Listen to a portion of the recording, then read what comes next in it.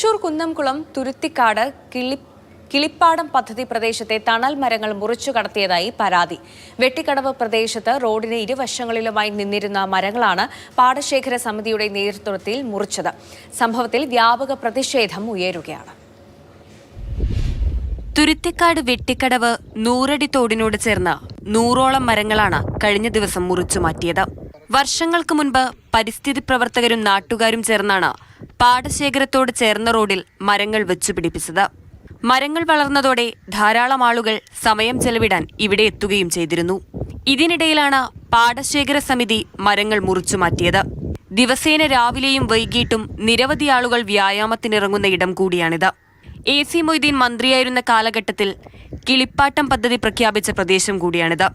മരം മുറിക്കുന്നതിന് മുൻകൂട്ടി അനുമതി വാങ്ങിയിരുന്നില്ലെന്ന് നഗരസഭാ അധികൃതരും വ്യക്തമാക്കി. KLDCയുടെ വരമ്പുകളാണ്.